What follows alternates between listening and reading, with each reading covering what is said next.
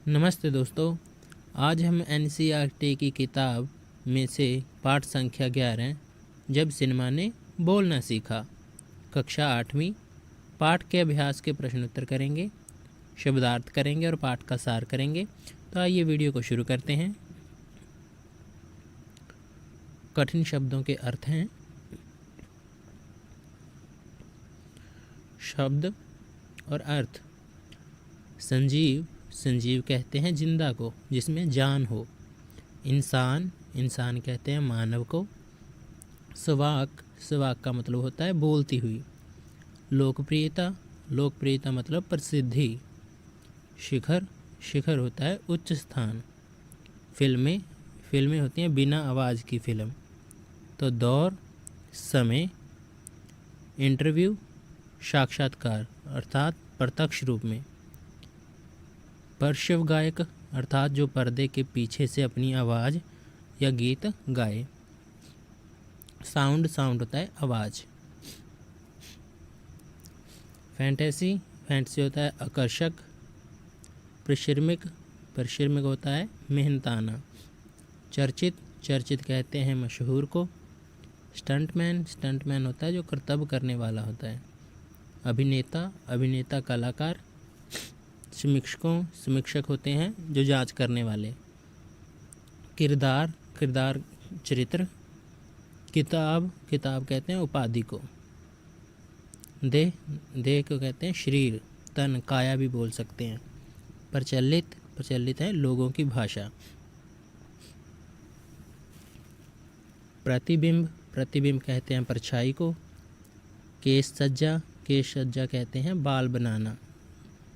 फिल्मकार, फिल्म बनाने वाले को कहते हैं। गीतकार, गीत गाने वाले को बोलते हैं।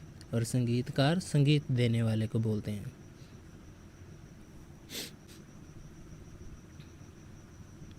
पाठ का सार। जब सिनेमा ने बोलना सीखा, पाठ का सार। आलम आरा पहली सवाक फिल्म है। सवाक का मतलब होता है बोलती हुई फिल्म। ये फिल्म 14 मार्च 1931 को बनी। इसके निर्देशक अर्देशीर एम ईरानी थे। इसके नायक विट्ठल थे तथा नायिका जुबैदा थी। अर्देशीर को इस फिल्म को बनाने के बाद भारतीय स्वाक फिल्म का पिता कहा गया। इस फिल्म का पहला गाना दे दे खुदा के नाम था। ये फिल्म 8 सप्ताह तक हाउसफुल चली थी। इस फिल्म में सिर्फ 3 वाद्य पदार्थ यंत्र प्रयोग किए गए थे। Alam Ara film fantasy film थी। फिल्म ने हिंदी उर्दू के तालमेल वाली हिंदुस्तानी भाषा को लोकप्रिय बनाया। इसी फिल्म के उपरांत ही फिल्मों में कई गायक, अभिनेता बड़े पर्दे पर नजर आने लगे। आलम आरा भारत के अलावा श्रीलंका, बर्मा और पश्चिम एशिया में पसंद की गई। इसी सिनेमा ने सिनेमा का एक नया युग शुरू हो गया था। आलम आरा पहली स्वाक फिल्म थी अर्थात पहली बोलती हुई फिल्म थी। ये 14 मार्च 1931 को बनी थी। इसके जो निर्देशक थे वो एम ईरानी थे। तो ये वाली फिल्म के जो नायक थे, हीरो थे, वो विट्ठल थे और नायिका जो हीरोइन थी वो जुबैदा थी। तो ईरानी ने जो ये फिल्म बनाई थी उसके बाद ईरानी को स्वाक फिल्मों का पिता भी कहा जाने लग गया था। तो ये फिल्म एक में जो गाना दिया गया था उसका पहला गाना था दे दे खुदा के नाम था। तो ये फिल्म 8 सप्ताह अर्थात 2 महीने तक ये हाउसफुली चली थी सिनेमा में। तो इसलिए ये बहुत ही लोकप्रिय हो गई थी। लोगों ने इस फिल्म को बहुत ही पसंद किया था। तो इसमें 3 वाद्य यंत्र भी प्रयोग किए गए थे, एक तबला, एक हारमोनियम और एक वायलिन। तो इन तीनों वाद्य यंत्रों के द्वारा ही इसमें जितने भी संगीत, जितने भी बैकग्राउंड म्यूजिक दिया गया तो इन 3 वाद्यों के द्वारा ही दिया गया था। आलम आरा फिल्म बहुत ही आकर्षक फिल्म थी। तो इसे हिंदी और उर्दू भाषा के तालमेल वाली हिंदुस्तानी भाषा को लोकप्रिय बनाया। तो ये जो फिल्म बनी थी हिंदी भाषा में, उर्दू भाषा में और लोगों ने इसे बहुत ही ज़्यादा पसंद किया था। तो इसके जो फिल्म में जिन जिन ने इस फिल्म में किरदार निभाए थे तो बाद में उन्हें बड़े पर्दे पर नज़र आने लगे। वो सभी हीरो हीरोइन जो अभिनेता अभिनेत्रियां हैं तो वो सारे के सारे को बहुत ही प्रसिद्धि मिली, सब लोग उन्हें जानने लग गए और फिर वो बड़े पर्दे के अभिनेता बन गए थे। तो ये जो फिल्म थी श्रीलंका में, बर्मा में और पश्चिम एशिया में लोगों ने बहुत पसंद की थी। तो इसी सिनेमा से सिनेमा का एक नया युग शुरू हो गया था। पहले मूक फिल्में बनती थी, इसके बाद में स्वाक फिल्मों का दौर शुरू हो गया था। अभ्यास के प्रश्न उत्तर। पाठ संख्या 11, जब सिनेमा ने बोलना सीखा। प्रश्न संख्या 1, जब पहली बोलती फिल्म प्रदर्शित हुई तो उसके पोस्टर पर कौन से वाक्य छापे गए? उस फिल्म में कितने चेहरे थे? स्पष्ट कीजिए। उत्तर है, जब पहली बोलती फिल्म प्रदर्शित हुई तो उसके पोस्टरों पर छापा गया था, वह सभी संजीव हैं, सांस ले रहे हैं, 100% बोल रहे हैं, 78 मुर्दा इंसान जिंदा हो गए, उनको बोलते बातें करते देखो। उस फिल्म में 78 चेहरे थे, अर्थात उस फिल्म आलम आरा में 78 कलाकार काम कर रहे थे। जो पहली फिल्म बनी थी बोलती फिल्म, तो उस फिल्म के पोस्टर पर लिखा हुआ था कि ये सारे संजीव हैं, अर्थात जिन उनमें जान है और ये सांस ले रहे हैं, और 100% का मतलब होता है 100% बोल रहे हैं। 78 इंसान जिंदा हो गए, अर्थात जो 78 कलाकार उस फिल्म में काम कर रहे थे वो सभी आपस में बातें कर रहे हैं। तो पहले मूक फिल्मों का ज़माना था जो बोलती नहीं थी, अर्थात जिसकी आवाज़ नहीं थी, तो वो फिल्मों में कोई भी बोलता नहीं था, इसलिए ऐसे ही लगता था जैसे मुर्दा है। तो जब ये पहली बोलती फिल्म बनी तो इसमें जितने 78 कलाकार थे, तो उन्होंने 78 कलाकारों ने जो काम किया है तो वो सभी के सभी आपस में बातें करते हैं, तो उनको देखो। तो ऐसा कहा था। इस फिल्म में लगभग 78 जो कलाकार थे वो काम कर रहे थे। तो फिल्म का नाम था आलम आरा। प्रश्न संख्या 2, पहला बोलता सिनेमा बनाने के लिए फिल्मकार अर्देशीर एम ईरानी को प्रेरणा कहाँ से मिली?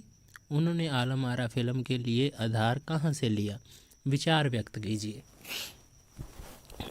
तो जो पहली फिल्म बनाई थी ईरानी जी ने, उससे उनको प्रेरणा कहाँ से मिली थी उसके बारे में पूछ रहे हैं। तो आइए उत्तर करते हैं। तो उत्तर है, पहला बोलता सिनेमा बनाने के लिए फिल्मकार अर्देशीर एम ईरानी को प्रेरणा हॉलीवुड की एक बोलती फिल्म देखकर मिली। इस फिल्म का नाम शोबॉट था। स्वाक फिल्म आलम आरा बनाने के लिए पारसी रंगमंच के नाटक को आधार बनाकर पटकथा तैयार की गई।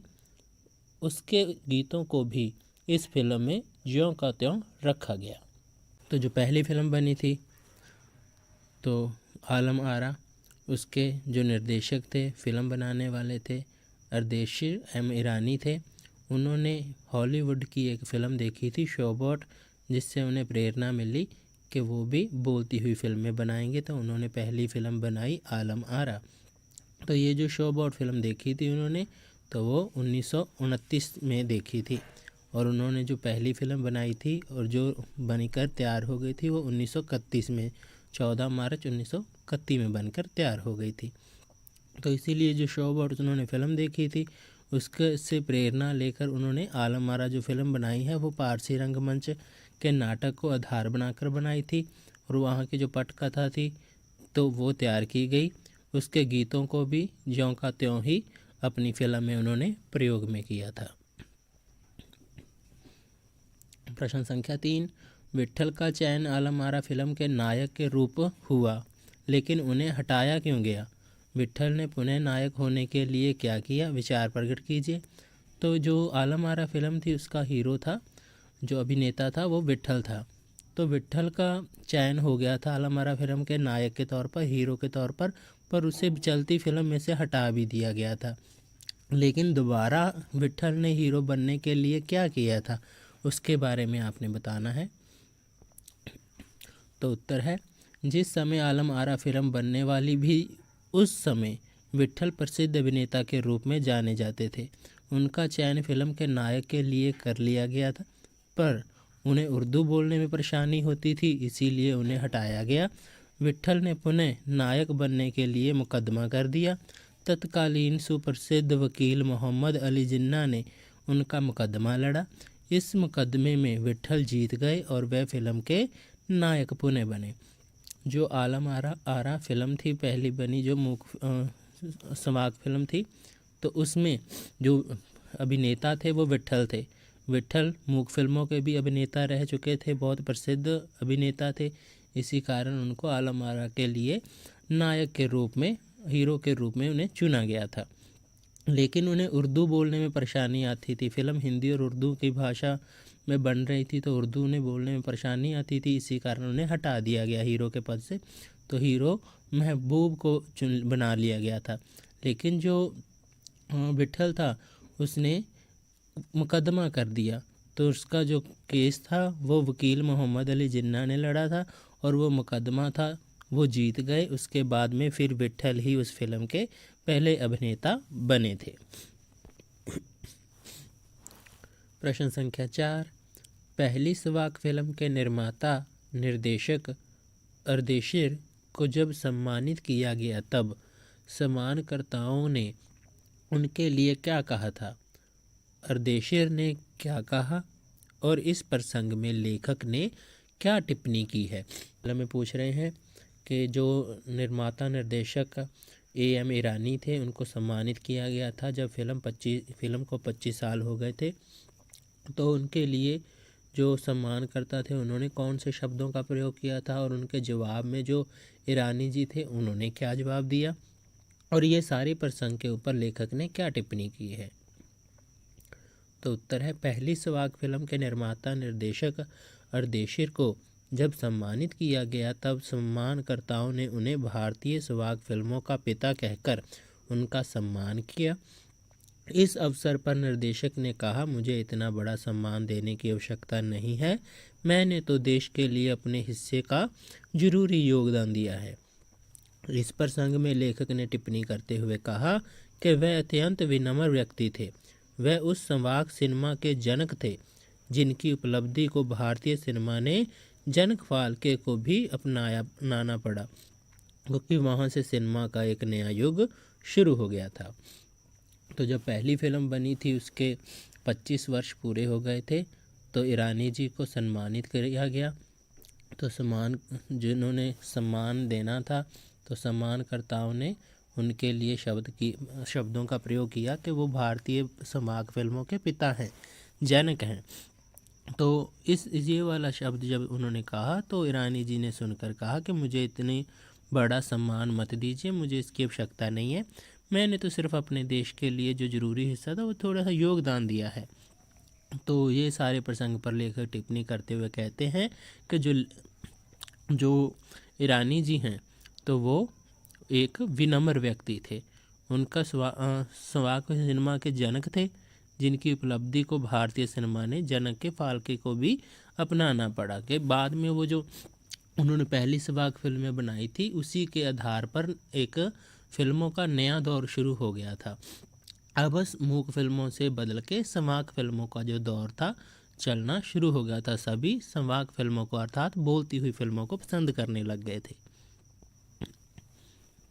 प्रश्न संख्या 5, मूक सिनेमा में संवाद नहीं होते, उसमें दैहिक अभिनय की प्रधानता होती है, पर जब सिनेमा बोलने लगा उनमें अनेक परिवर्तन हुए। उन परिवर्तनों को अभिनेता, दर्शक और कुछ तकनीकी दृष्टि से पाठ का आधार लेकर खोजें, साथ ही अपनी कल्पना का भी सहयोग लें। तो उत्तर है, मूक सिनेमा अर्थात ऐसा सिनेमा जिसमें हम कलाकारों को अभिनय करते हुए देखते हैं पर उनकी आवाज़ नहीं सुन पाते हैं। उसमें शारीरिक अभिनय को प्रधानता होती है। यही सिनेमा जब बोलने लगा तो उसमें अनेक परिवर्तन हुए। अभिनेता, दर्शक और तकनीकी दृष्टि से जो महत्वपूर्ण परिवर्तन हुए वह निम्नलिखित हैं। तो अभिनेता के में क्या क्या जो परिवर्तन हुआ है वो है, मूक फिल्मों में काम करने वाले नायकों में पहलवान जैसा शरीर होना, स्टंट तथा उछल कूद करने की क्षमता पर ध्यान देकर चुना जाता था, किंतु संवाक सिनेमा में इन्हीं अभिनेताओं को संवाद कला में निपुण होना आवश्यक हो गया। इसके अलावा गायन की योग्यता रखने वाले अभिनेताओं की कदर बढ़ गई। तो पहले जैसे कि मूक फिल्मों में ज़्यादातर जिसका शरीर रिष्ट पुष्ट हो या स्टंट करता हो, स्टंटमैन हो, तो उसे ही किरदार निभाने के लिए दिया जाता था मूक फिल्में। जबकि ये जब संवाद फिल्में बनने लग गई तो इसमें जो अभिनेता थे उनका पढ़ा लिखा होना बहुत ज़रूरी हो गया। उन्हें संवाद कला में जो डायलॉग बोलने हैं उनमें निपुण होना ज़रूरी हो गया। उन्हीं को देखकर जो थे तो वो अभिनेता को चुनाव किया जाता था फिल्म के लिए। तो दर्शक यूं तो उस समय मूक सिनेमा भी अपनी लोकप्रियता के शिखर पर था और दर्शक उन्हें पसंद भी कर रहे थे, किंतु संवाद फिल्मों में लोगों की रुचि क्रमश बढ़ती गई। इसमें उमड़ती भीड़ को नियंत्रित करना पुलिस के लिए कठिन होता था। संवाद सिनेमा दर्शकों के लिए नया अनुभव था। तो जब मूक फिल्में बनती थी वो भी दर्शक पसंद करते थे, लोग पसंद करते थे, लेकिन जब संवाद फिल्में बनी तो जो लोकप्रियता थी फिल्मों के प्रति वो लोगों की और बढ़ गई। तो पाठ में भी बताया गया है कि जब ये फिल्म बनी थी तब लगभग 8 सप्ताह तक ये सिनेमा में हाउसफुल चली थी और लोगों की भीड़ इतनी इकट्ठी हो जाती थी कि पुलिस वालों से वश में ही नहीं रहते थे। पुलिस वालों का नियंत्रण ही इन पर नहीं रहता था। तो इसीलिए इससे पता चलता है कि दर्शकों में भी काफ़ी सिनेमा के प्रति अनुभव और जो लगाव था वो बड़ा है। तकनीकी दृष्टि, सिनेमा के सुवाक होने से उसके तकनीकी स्वरूप में भी पर्याप्त परिवर्तन आ गया। पहले शूटिंग जहां दिन में ही पूरी कर ली जाती थी वहीं अब रात में भी शूटिंग होने लगी। सिनेमा में आवाज़ ना होना अलग प्रभाव छोड़ता था। हिंदी उर्दू में मेल वाली हिंदुस्तानी भाषा की लोकप्रियता बढ़ी। वाद्य यंत्रों और गीत संगीत का प्रयोग भी बढ़ गया। तो तकनीकी दृष्टि से हम देखते हैं तो सिनेमा में पहले मूक फिल्में बनती थी तो वो दिन में भी बन जाती थी क्योंकि आवाज़ की ज़रूरत ही नहीं पड़ती थी। तो आस पास जितना भी शोर हो तो वो उसका कोई प्रभाव नहीं पड़ता था। लेकिन जब संवाद फिल्में, बोलती हुई फिल्में बनी तब उन्हें रात के समय में बनाना शुरू किया, शूटिंग करनी शुरू की, क्योंकि रात के समय में शोर कम होता है। दूसरी बात, यहाँ पे जो रात के समय में लाइट का जो समस्या आती थी तो नई नई लाइटों का जो प्रबंध हुआ तो उससे भी तकनीकी दृष्टि से उसका विस्तार हुआ है। और जो वाद्य यंत्र हैं तो वो भी जैसे हारमोनियम हो गया, तबला हो गया या वायलिन हो गया, इसका भी प्रयोग किया गया था, बड़ा था। तो इसके अतिरिक्त जो हिंदी और उर्दू भाषा के मेल में बनने वाली जो हिंदू भाषा थी, हिंदुस्तानी भाषा, तो उसकी लोकप्रियता बढ़ी थी। लोगों में उसके प्रति और रुझान बढ़ गया था और सभी मूक फिल्मों के दीवाने हो गए थे।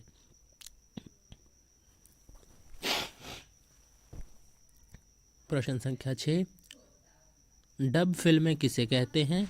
कभी कभी डब फिल्मों में अभिनेता के मुंह खोलने और आवाज़ में अंतर आ जाता है, इसका कारण क्या हो सकता है? तो उत्तर है कभी कभी संवाद सिनेमा में अभिनय करने वाले अभिनेता और अभिनेत्रियां संवाद बोलते तो हैं पर उनकी अपनी आवाज़ नहीं होती है, अर्थात वह किसी और के बोले संवाद पर अभिनय करते हैं। ऐसी फिल्में डब फिल्में कहलाती हैं।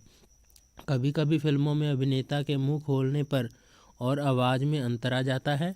इसका कारण ये है कि अभिनय और संवाद संयोजन में कमी, संयोजकर्ता का पूरी तरह दक्ष ना होना, डब आवाज़ तथा अभिनय करने वाले के मुंह खोलने बंद करने की असमान गति तथा अभिनेता की तालमेल बिठाने की असफलता के कारण ऐसा हो जाता है। तो जब भी हम देखते हैं कि कोई ऐसी फिल्म है, डब फिल्म बनी हुई है, जिसे एक भाषा से दूसरी भाषा में अनुवाद किया जाता है, तब कभी जो लिपसिंग होती है वो वाली लिपसिंग और जो आवाज़ होती है वो मैच नहीं कर रही होती, आपस में मिल नहीं रही होती। तो इसीलिए वो कह रहे हैं कि ये वाली गलती का कारण क्या हो सकता है। इसका एक कारण तो यही है, या तो तकनीकी कारण की वजह से ये हो सकता है। इसके अतिरिक्त जो फिल्मों के अभिनेता होते हैं उनमें टैलेंट की कमी होती है, तो जो आवाज़ दे रहे होते हैं वो पूरा ध्यान नहीं दे पाते अपने ऊपर, या जब भी जितनी भी गति से लिप्स हिल रहे हैं या आवाज़ आ रही है तो उस पर ध्यान देना ज़रूरी है, जिसके कारण ये छोटी छोटी जो कारण हैं इन्हीं की वजह से जो हमारी आवाज़ में और मुंह खोलने में अंतर दिखता है। तो ये एक रुकावट है फिल्मी युग में। प्रश्न संख्या 7, मूक फिल्म देखने का एक उपाय ये है कि आप टेलीविज़न की आवाज़ बंद करके फिल्म देखें, उसकी कहानी को समझने का प्रयास करें और अनुमान लगाएं कि फिल्म में संवाद और दृश्य की हिस्सेदारी कितनी है। टेलीविज़न की आवाज़ें बंद करके हम जब फिल्म देखते हैं और कहानी का अनुमान लगाते हैं तो पाते हैं कि संवाद और दृश्य एक दूसरे के बिना अधूरे से लगते हैं। संवाद के अभाव में फिल्म की कहानी समझ पाना कितना कठिन लगता है। वास्तव में संवाद और दृश्य एक दूसरे के पूरक बनकर दृश्य या फिल्म को मनोरंजक बनाते हैं। इससे दर्शकों की एकता एवं एकाग्रता भी फिल्म में बनी रहती है। दृश्यों में संवाद की आवश्यकता के कारण ही मूक सिनेमा की लोकप्रियता के युग में भी संवाद फिल्में इतनी लोकप्रिय हुई कि दर्शकों की भीड़ को संभालना मुश्किल हो गया। तो जब हम टेलीविज़न बंद कर देते हैं, अगर फिल्म देखें तो अगर सिर्फ आवाज़ सुने तो भी हमें इतनी अच्छे से समझ नहीं आती कहानी। अगर हम केवल दृश्य देखें तो भी हम बिना आवाज़ के उस दृश्य की कहानी को समझ पाने में अक्षम हैं, अर्थात हमें समझाने में मुश्किल आएगी। तो इसीलिए हम कह सकते हैं जो आवाज़ है अर्थात संवाद डायलॉग है और दृश्य है जो तस्वीर है वो एक दूसरे के बिना अधूरे से लगते हैं। दोनों के बिना फिल्म अच्छी नहीं लगेगी, इसलिए दोनों ही एक दूसरे के पूरक हैं। जो दृश्य हैं और संवाद हैं दोनों ही फिल्म को मनोरंजक बनाते हैं। दोनों की ही ज़रूरत है, जिसके कारण जो दर्शक हैं उनकी एकाग्रता फिल्म में बनी रहती है।